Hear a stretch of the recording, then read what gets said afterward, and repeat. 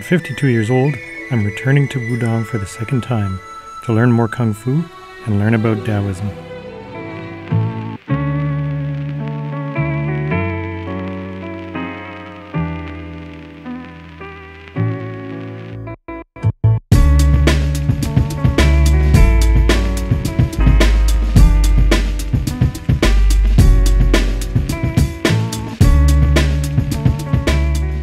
Well, it's a nice warm night tonight. It was a hot day training today, really hot. Tonight's a special night. Last night was a special night too. If you haven't seen the video from yesterday, check it out with the big Wudang performance, Dream of Wudang. It was great. But tonight's Saturday again. So Jake's giving another lecture. And it promises to be a real good one again. The last one was just amazing. It's too bad this is my last Saturday here because I'd like to hear more of these. He's a real master at Daoist philosophy and kind of how to apply it to our lives. So I'm really looking forward to this lecture again. So I'll show you the real best bits on here, and I hope you enjoy it.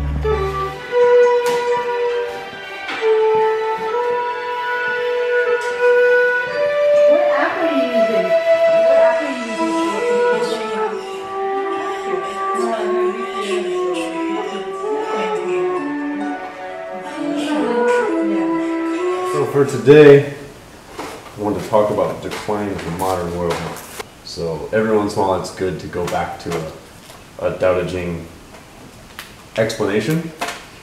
And I thought a really interesting one would be, because a lot of people, I think everyone's kind of initiated to the Dao De Jing, like maybe you've heard the term or you kind of know some of the principles. If you know Daoism, you kind of know the concept of like the yin and yang theory they use all the time, and balance, and like what's put in words isn't really the Tao. Like the Tao is kind of more than natural, like it's kind of unspoken in a way. So we have the Dao De Jing, which kind of exemplifies and explains that in pieces. But there's two parts, so I'll kind of explain a little bit about Dao De Jing first. Okay, so yeah, so we can explain a little bit about it. It's always good to go over the roots and like what the book's about and how it's kind of structured. So this is my version of the Dao De Jing. This is translated by Hu Jiankun, and it's a really good like a Beijing University translator who went over this, and it's really good because it has like side by side Chinese and pinyin, and it has the simplified Chinese, which is kind of difficult. So we'll kind of explain that. So the Dao De Jing is what you would consider the Bible of Daoism, right? So it's like our cornerstone philosophy text that covers basically everything that Daoism strives to be. And a lot of it's filled, it's short chapters, like there's only 81 chapters like we were saying before we started. And chapter is a loose word, okay? Because they weren't like designated, like stop, stop, stop. It was more of like scrolls or bamboo strips and just characters, no punctuation. So they've been kind of designated into sections, and they seem to have 81 parts. A lot of the Dao De Jing history and concept and what we have today is up to a lot of debate and continual research. So you'll find, if you look for Dao De Jing, if you look for it online, you'll find like at least 1,000 translations, and all with a different spin, slightly different vocabulary. Some of them will be more poetic and musical. Some of them will be very straightforward, like analytical and academic. So the translation can be pretty wide and far between the two, which makes it kind of more of a living document in a way. So the first thing we explain a little bit more about the history is the Dao De Jing. What we have today is there's typically, I think, three versions or so that we go by. So there's basically, this is historians and like archaeologists and people who are finding the text and dating it at a certain point in a different dynasty or a different commentary or a different collection that they find. I think the most famous is like there's a Wang Bi, and he's like one of the earliest translations that's really, really complete and well explained is a commentary on the Dao De Jing. So it's like the Dao De Jing and his kind of text next to it, right? And this is really common. So you'll find when you start, if you ever start looking into Taoist texts or you start looking into Chinese culture or anything, there's this really common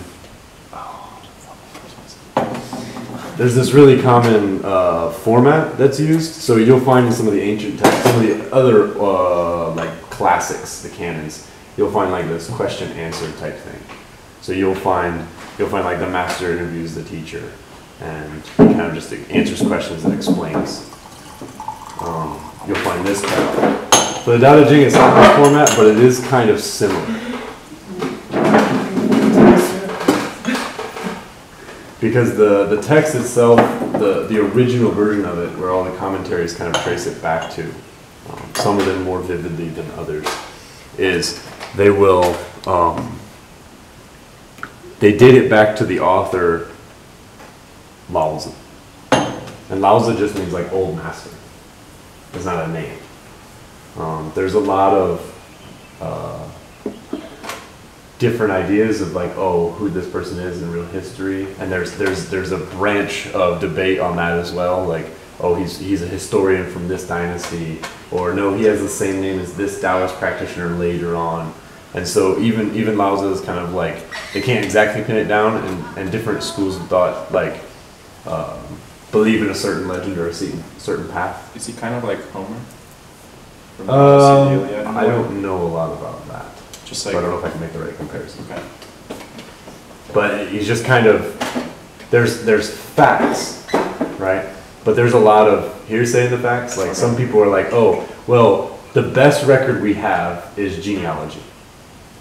Because we have like family-oriented China keeping track of their ancestors. And so they have these charts of all these ancestors. But at a certain point, they kind of like, there's a family that says, oh, he's part of our ancestry. But then if you look farther, they actually uncover that, well, this person was, but he was like a wise man that was a friend of the family. And after he died, they kind of like made him part of the family because he was so close with the family. So they have this record of Lao Tze. They have this, I think it's like Jun something, I can't remember his name. But they say like, oh, he's Lao Tze. And he's part of our family, but he's not really part of their real ancestry. So there's a lot of hearsay about this, about how it really come about. But I think it kind of goes inside with the kind of aspect of the Dao De Jing as well, because a lot of it is meant to be kind of open and not necessary to be named. This is a big concept you'll find in the Dao De Jing, is like the forgetting of names. They change names a lot, or dynasties change too. And this happens too, but like a lot of things like Lao Tze is an honorific. So it's attributed to a lot of people. Like Buddhist texts, they'll find like a lot of people pen their name as Buddha, you know, and then they're not, it's all dated at way different parts of, like way after he was dead. And so they're kind of like honoring him by writing his name. And like, oh, I learned this, and this is a new intellect, or this is a new commandment, or this is a new standard to live by. But they don't write their name, they write their ancestral name. So this happens a lot too. I don't think it's as prevalent with Daoism and Lao Tze. I just think that if you really look into it, I think no one really cared to take credit, because it was kind of the point of Daoism, was to not be part of society. So he's probably like, oh, I'm just an old master. That's enough. You know? I didn't realize it wasn't a proper name. That's the first time I'm hearing that. So that's that's you know, it's kind of hard to place it down directly, because all of the Confucian texts will put Lao Tze in a bad light, because it's a duel between analytical and like anarchy in a way. Right. Yeah. And so, and then the same thing with the Taoist texts. When they meet Confucius in their text, they make Confucius want to become a Taoist. You know, so like Zhuangzi will meet Confucius on the road, and he'd be like, "Oh, you're so wise. Your wisdom soars like a dragon." Like he compliments Zhuangzi so much, and it's like, so Taoism and Confucius has this big clash. So not even with culture, I mean, not even just let alone trying to record the right book, but with the culture, there's a lot of things that are changing as well. But we kind of go back to the Dao De Jing, and we kind of ascribe it as being the cornerstone, because there's not much religiousness in it. Like, there's no deities, there's not really any form of ritual practice in it. It's really just like straightforward philosophy in a way. And that's kind of because of the translations we got. Like, because of Wang Bi, like his version was very academic. And he was very much like, this is this one, this is this one. And he explained a certain part, and there's reason to believe that he's restructured it a little bit, and maybe commentated on the parts he liked. So with that translation, maybe there's pieces that were missing. Like, we don't know what the original text was. So this is why we have different translations. They have another one by like a Fu Yi or something, and then there's the one that's the most popular and most widely used now, which is the tomb one. And I can't think, it's like Wu Wang Yi, or I can't remember the Chinese, but it's basically like finding these Dao De Jings in tombs. So what would happen was, I don't know who's where. Tomb Raider. Because there was, ancestors would still be buried with things. This is like a big practice. And certain leaders would be buried with certain books or certain rites or certain coins or paintings or all sorts of things, right? Just like Egyptians and things like that. And so a lot of times what they'd be buried with is sometimes they'd be buried with books. And this is like a really good source of information, especially for translators, because they find these sources that are like untouched. And there's a couple different versions of that, and they have to kind of uncover the intention. Because sometimes like the leader would be left with a book, but it's like the most neutral version of that book. Do you know what I mean? It's like, he's the leader, so he's religious in some way, but he has to be religious to a large amount of people. So by doing that, he follows like an amalgamation of belief. So he like follows everyone's belief. So his book is like very middle of the road. Whereas sometimes maybe an outlier, like a lower class family or someone who is more of a anarchist in society in a way, would have a more risque or radical book. So this happens too. So you get different versions, you get different translations, and they kind of have to piece those together. That's a huge study that's still happening. And then you kind of get to correlate and see like, oh, does the Wang Bi commentary correlate with this in some way? And you're like, oh, that solidifies it even more. Because this one is dated farther back than that one. So there's some similarity, there's some crossover, there's some inherited translation that's still prevalent. So this is kind of how the Dao De Jing came to be, like what we read today. And then you have to remember everything we read is in simplified and then in your language. So English or Spanish or French or however, And because of that, you get lots of telephone game. Yeah. So it's very important to kind of come back to that original and what you can piece together from the history of it. But you have to remember that it's a living document. Like it's meant to be full of imagery and stories and metaphor. It's not just like 10 Commandments. It's not just like a list of things to not do. It's much more gray. It's much more malleable and changing. In a way, yes. There's some very direct lines in it, but even in the direct lines, like the caveat to the entire book is the first line of the book that says, whatever is written down in words isn't really the right Tao anymore. They say, oh, this is Taoism, but then the first sentence says it's not real. So they send you off in the beginning with the knowledge that's saying, hey, this is a good guide, but it's not perfect. You have to understand the meaning and maybe integrate that a little more. So that's why I think the translation is okay, because you can carry the intention over, and you go back and reread the book different times, you're probably going to come up with something slightly different, which I think is good. Because it's not meant to be a stagnant point in time, if that makes sense. Okay? So this is the what. The how is kind of attributed to a little bit of legend. So this is kind of like the kind of historical story is that the Dao De Jing is Lao Tze was the writer, if you attribute it to a single person, or a group of people, or a community, or however. But he was leaving because he couldn't have his external society within the society the dynasty he was in. So he decided to just leave China. And when he's leaving China, the guard, the Great Wall, or wherever he was crossing the gate as he was going west, I think, riding his water buffalo. So you'll see those like pictures of him and the little boy like guiding it, blah, blah, blah. And as he's leaving, the guard kind of stops him and says, oh, if you leave, then you have to transcribe everything you know before you leave. Because he can't necessarily stop Lao Tze, but the dynasties always have a really high level importance of like having a religious or philosophical advisor. You know, like a philosophical general in a way, like just to stand by them and give them advice. So when there were these really wise people, the government would always go out and like send emissaries to bring them back, and then the Daoists and the Confucians and all, they would like disappear in the shadows, never be found again. There's all these like legends and stories, but it's really common that China always has like some word of the people next to them to tell them what to do. Like what's the right way to keep the mandate of heaven? What's the right ritual to do in this thing? What's, you know, this kind of stuff, divination and things like that. So Lao Tze was running away before this happened in a way you can think of it like that. And the guard stops him and says, you have to write down everything before you leave, so, you know, we at least have something for you know, because we're very wise and blah, blah, blah. And then he left and came back, and he went and wrote this book in whatever amount of time, and then came back and gave him the book and said, okay, see you later. And disappeared and never showed up again. And I think like Hinduism in India, they talk about like Lao Tze becoming part of their gods, their pantheon of gods. So maybe he was there, but it's kind of, then when you look at the real history, you kind of understand how scattered the real timeline is. So if he's real or not, it's hard to say.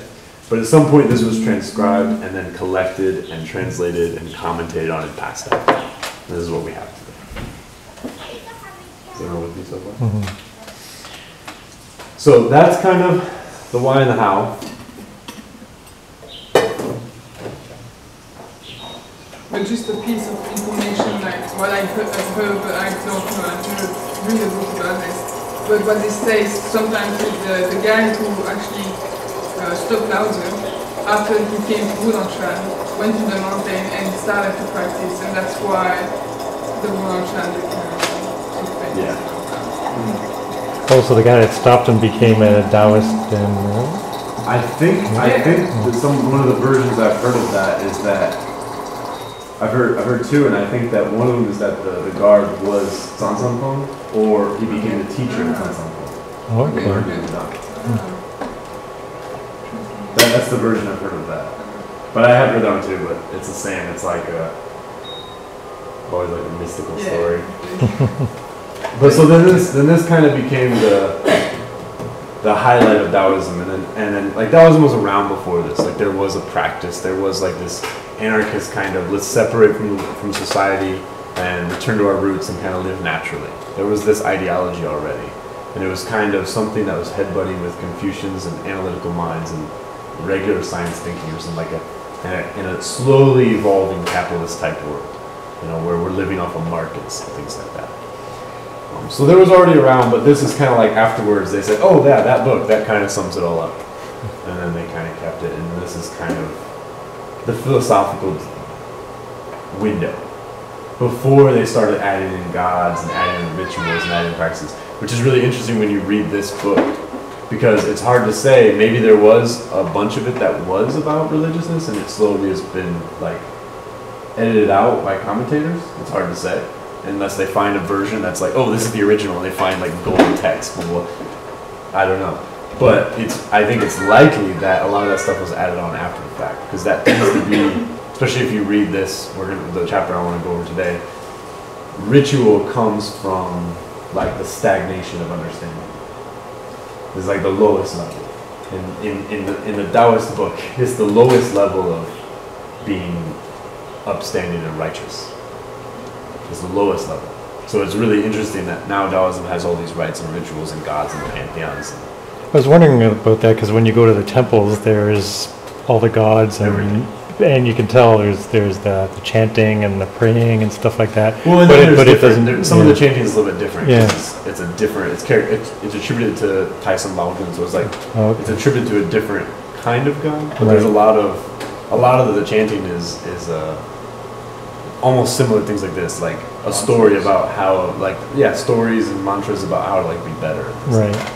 So we'll talk about this, and we're gonna start with actually the second book. So this is a really good translation because on the front they actually say, normally you'll just hear it Dao De Jing, and it'll just be like this, or the classic of the Dao, or you'll hear these kind of things. This one's really interesting because he translates it as the book of Dao and De, and he spells it with the old spelling, which is Wade Skiles, which is Tao and Te, but it's normally pronounced with a D, because it's Dao De Jing.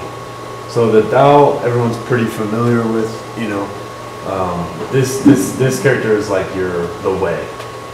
Is the most generic and not perfect way to translate it, but it's generally what people say in English. And I think if you understand the way of not being like an actual place, everyone, you know, this is like a metaphysical meaning when I say the way, you know, it's like purpose or destiny or fate or all of this, right? So this is kind of like the direction as like as a natural way goes, like what we talked about last week, following nature. So that kind of way, not necessarily your way, like how to make $1 million, not like this. And the second one is De, and De is like your virtue. It's like your morality, your way of being, or how to exist as a society in like an effortless kind of continually growing way is your De. So people who have De have like kind of a good vibe. You know? They have like good energy. They just kind of go through life. They don't have too much trouble, and everything just kind of works out. Even something bad happens, it kind of works out. They have that really good story of De where it's like the farmer with the soldier son, and he's like a farmer, and he's like, oh, you have a son, you have a good life, it's so nice.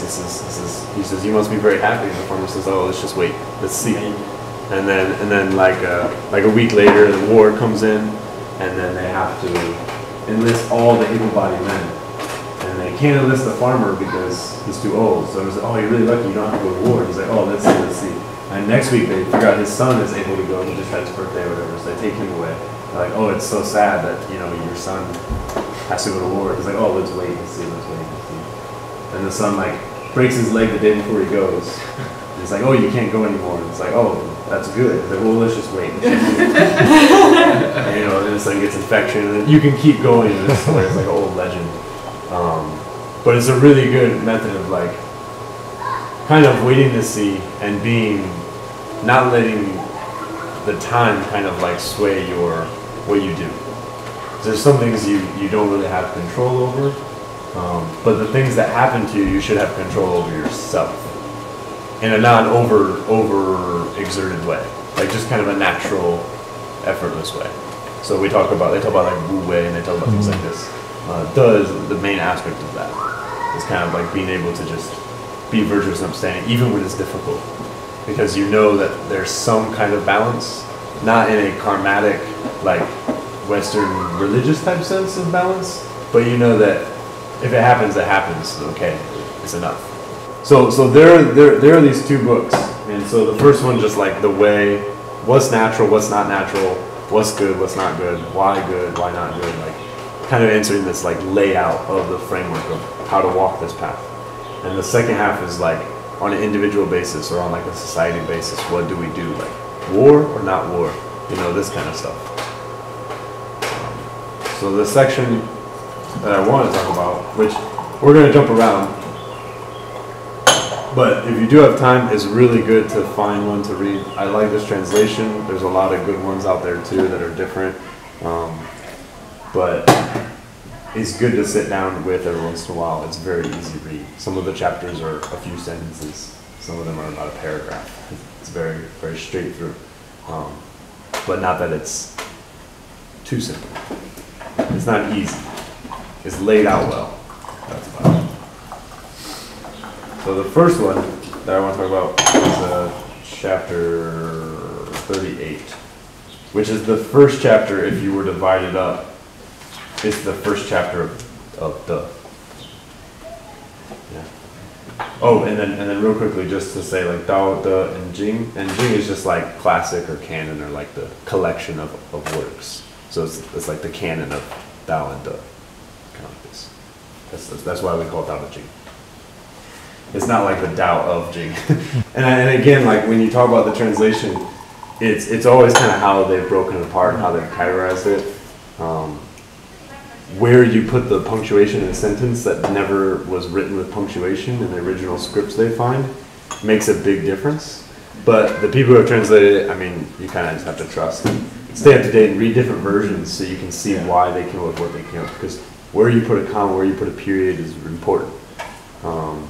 Unfortunately, a lot of the ancient texts didn't come with that. Because when you do like this kind of writing where it's just line, line, line, line, you know, that could be 4 sentences or it could be 8. You know, like how are you screwing up? Sometimes there's a cadence and there's like, when you get in the first one, it's like Dao Ke, Dao Fei Cheng, Dao Ming Ke, Ming Fei Cheng. Like it's very clear, like those are maybe 2 parts. But then sometimes it doesn't fit like that. So we talk about that, but just always remember that these are commentaries and translations, and that's kind of part of Taoist rituals, getting to a point where you're able to translate and add your voice to the conversation in a way. So sometimes they'll be very nitpicky about translating a certain word differently just because it's their perspective and they want to add something new to it. So when you get into translation, then when you get into Western translations, you have to do that. You have to think about that 10 times more. Because people who translate in English, like the older translations, they would translate with words like God and faith and sin because they're talking about Christianity. So they're translating it through their lens. And then when you get into the newer ones, they translate like God, or they translate God as like heaven, and then they start translating as nature. And then it starts getting less and less imperial and more hippie, you know, like. But that's also part of the place we're living in now, like. It's, you know, it's like the hipster translation, like, you know, it does change from who's saying it. So always kind of keep that in mind. You know, the words aren't real words. They're just perspective of that person. The really, really interesting part that I want to talk about, because we talk a lot about how to be better, how to follow the way, how to kind of use the Tao to become enlightened or become immortal or become a sage. Like these kind of things are like what the Tao always talks about. And what Taoism is kind of striving for, which is kind of a weird thing because the whole point of Taoism is to not be caught in the hamster race, and then it kind of becomes its own race in a way. So it is kind of interesting, you know, like they always have that adage like, you know, those who speak don't know and those who don't speak know, and it's like, oh crap, like how do you do anything? So you've got to think about that, and then you've got to kind of use it when it's possible. So there's a couple different ways of this mystical application, right? And this is a big viewpoint. Like a lot of people talk about mysticism, they talk about your enlightened character, your immortality, or your journey towards such, as one of them has to be adaptive, right? So how do we integrate? How do we integrate this into the way we actually live? This is one way to look at it. I think a more modern translation is going to be relatively more leaning towards the adaptive cycle. Like we're going to talk about more like, oh, this is perfect. Oh yeah, if we could all live in our own hut with 1 acre and grow our own food and everyone would help each other and we could just eat food, live and die, that's enough. We also simultaneously know that that's kind of probably not likely. Like, there's a really hard chance of everyone just saying, okay, let's give up everything and let's do that. Because we would be a lot more comfortable, we would be a lot more healthy, we could blah, blah, blah. But the chances of that are 0 to 0. So I think a modern translation is going to lean towards adaptive. Like, oh yeah, these are the things we should do, but use them in an extreme point of view to understand the concept, right? So and in this book they'll talk about things like, oh, he who walks on his tiptoes can't walk very well, you know, and like all these people, you know, who the person who sharpens his sword too much breaks his weapon the first time he uses it, you know, all these like extreme cases of metaphor in the book. They basically say if you're too extreme in these practices, then it'll be all for nothing. So I think sometimes you gotta cycle that back to Taoism itself.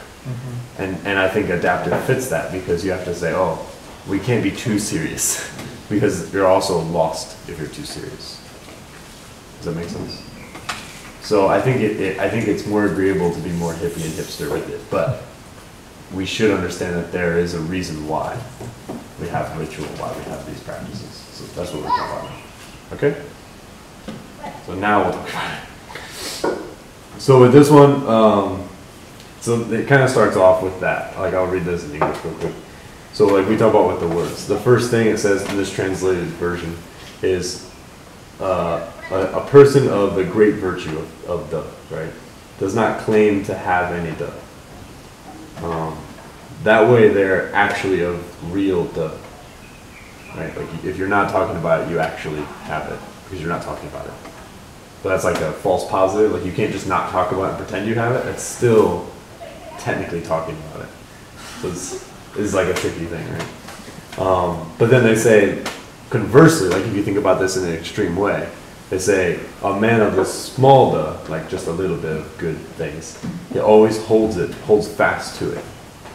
So it's like, this is the person who always wants to talk about the good things they do, blah, blah, blah. You can think of it like that. So that person actually doesn't have any De, because it always has to reaffirm and like say, oh, look at this thing I did. I donated a charity last week, and here's my receipt. Which is kind of what Western society is now, right? Make sure you pay your taxes. So it's interesting. So they say, like a person of great De remains inactive. He doesn't deliberately manifest his De. So he doesn't actively go out and like try to prove he has good character. Which is interesting to say, like in today's world, because a lot of times if you're not, you know, doing what you say, it also doesn't mean anything. So we think about that in society too, like, you know, words are worth whatever, but actions speak louder and volumes more.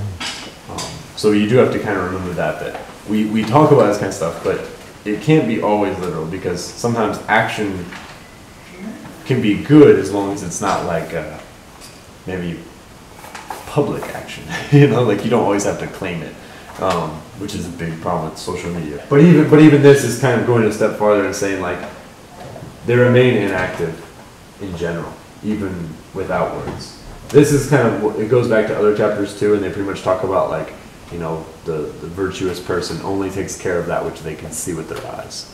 So it's like you don't really have to worry about the problems in 6 cities over, as long if you just deal with the ones in front of you, that's enough. And that's what they kind of mean by inactive. They don't necessarily mean like reserved and detached. If something happens very far away, you don't go running to fix it, because then you have a problem here you never fixed. It's like if your house is on fire and someone else, you know, their cat is in their tree, and you run over to help them, and your house burns down while you're doing it. Like you work on what you're doing. You're active with what's in front of you. So this doesn't mean inactive is like just empty. Like, oh, my house is burning. It's not like this, right? Or so that might be my version. Like maybe it is. I don't know. The original. But they're not deliberately manifesting this stuff. So they're not like actively going out and trying to do it. So they go back. So then the man of the small benevolence always is active, always deliberately doing this virtue. They just kind of reiterate that again. But a man of the great benevolence, like really good character, acts but never deliberately shows his benevolence. So then it goes and says, okay, do act. Make sure you do something, but you don't need to go up and like say something. Like you don't need to like actively push yourself up to do it. It's more like your responsibility. You see someone fall, you just help. You don't like introduce yourself like, I've picked up 10 people this week. You know, it's not necessary. You know, it's just not. So there's a lot of chances we have to be a good person and then live the rest of our life and never have to care. and not have to have other people care as well. Then it goes down to another level and says, a person of great justice always acts and also shows that they have justice. So then it's like, you know, they have to go up and like negotiate between people, and they have to say, oh, I'm very good at doing this, I've done this before, blah, blah, like we say. And So then, in this case, he has to actually show the fact that he's got justice. well, no, it's going down. We're going to come back to this because it's going down a level. It's going down levels. It's going to go back up levels in a second, and it'll make more sense. The word they're using for justice is saying that, like, small benevolence, like you're just a little bit of righteous, right? So you're always active. You're still doing stuff. That's why it's very small. The greatest one, he doesn't do anything. He just takes care of whatever. And he's just really good at whatever he does. He's a very high moral character. A little moral character, always running around trying to fix everything. Then from there, then you have the justice, like really good justice. He's always doing stuff, and he's always showing off that he can do stuff.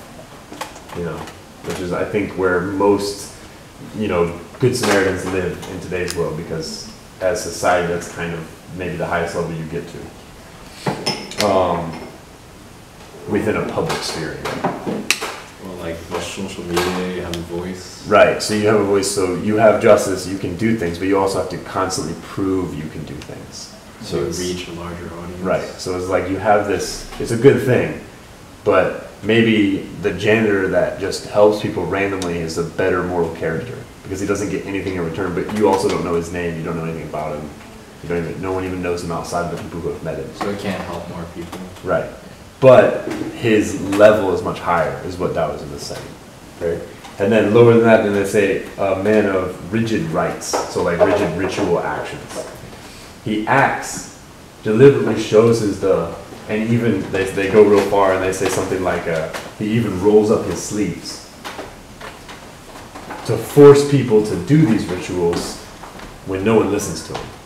This is a really interesting passage, because you read the talk too. This is directly talking about Confucius as well, because it's just like no one listens to him, no one follows the rituals, but he's very serious about doing his job. He says it's very hard. He complains about how difficult it is, but he still sets out and acts and deliberately talks about how good he is at it, even though no one listens to him and he's struggling all the time.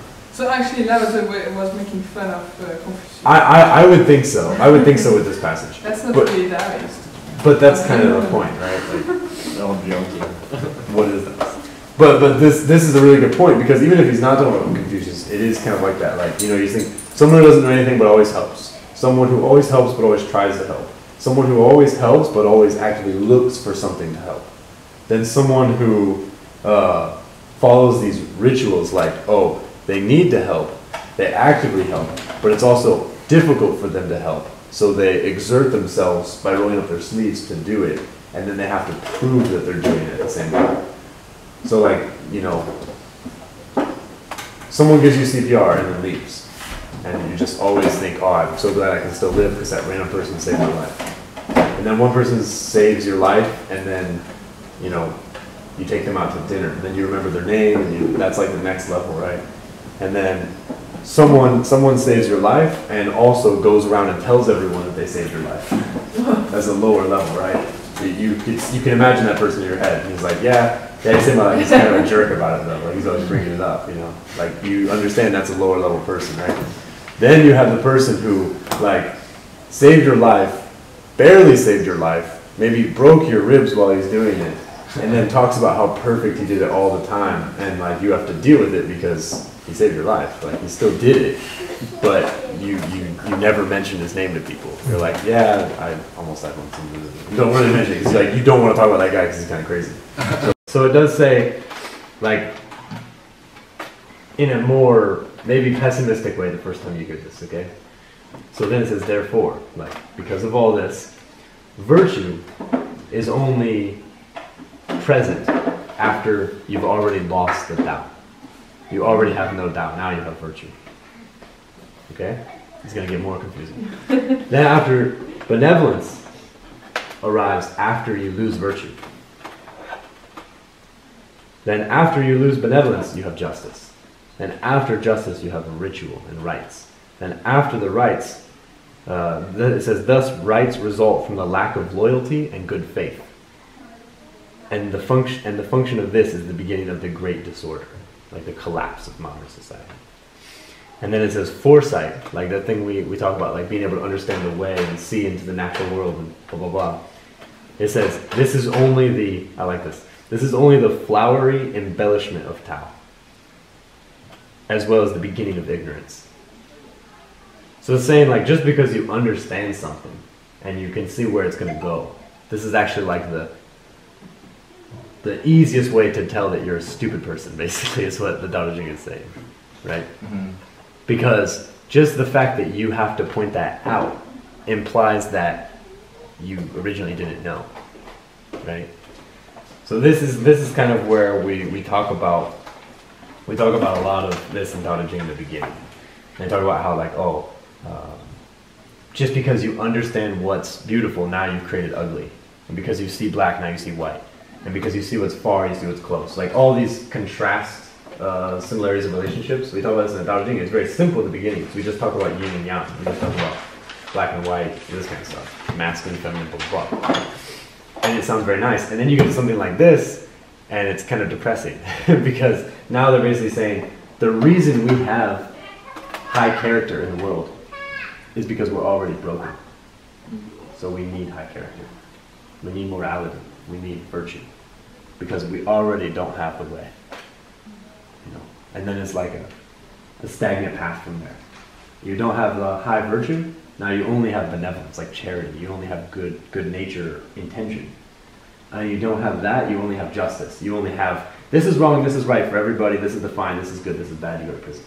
You have justice. This is like middle, this is like very low quality life. And then lower than that, you only have ritual.